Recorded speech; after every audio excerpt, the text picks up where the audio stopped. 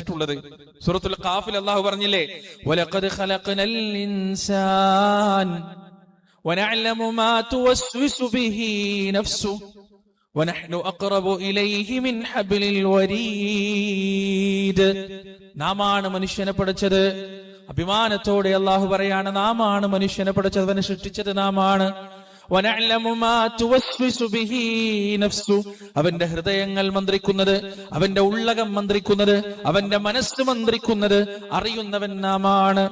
വനഹ്നു അഖറബു ഇലൈഹി മിൻ ഹബ്ലിൽ വരീദ്, അവന്റെ കണ്ഠനാടിയേക്കാളടുത്ത, അവന്റെ ജീവനാടിയേക്കാളടുത്ത അവന്റെ സന്തത സഹചാരിയും നാമാണ്. അമ്മൻ യുജീബുൽ മുൽത്തറ ഇദാ ദആ فيكشف السوء ويجعل لكم خلفاء الأرض أإله مع الله أإله مع الله أمن يجيب المضطر إذا دعا.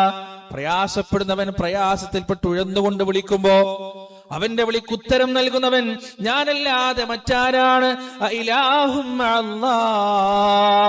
അല്ലാഹു അല്ലാതെ അവന് പുറമേയുള്ള ഇലാഹുകൾ നിങ്ങൾക്കുണ്ടോ? അലൈസല്ലാഹു ബികാഫിൻ അബദ, അല്ലാഹുവിന്റെ അടിമക്കവൻ മതിയായവനല്ലേ. എത്ര ആയത്തുകളിലൂടെ എത്ര സുന്ദരമായിട്ടാണ് പ്രിയപ്പെട്ടവരെ പടച്ച റബ്ബ് സുബ്ഹാനഹു വ തആല നമ്മോട് ഈ വൈകാരികതയെ കുറിച്ച് ഓർമ്മിപ്പിച്ചിട്ടുള്ളത്, ഈ ബന്ധത്തെ കുറിച്ച് ഓർമ്മിപ്പിച്ചിട്ടുള്ളത്.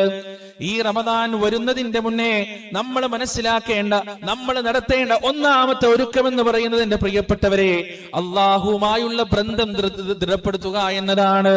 അവൻ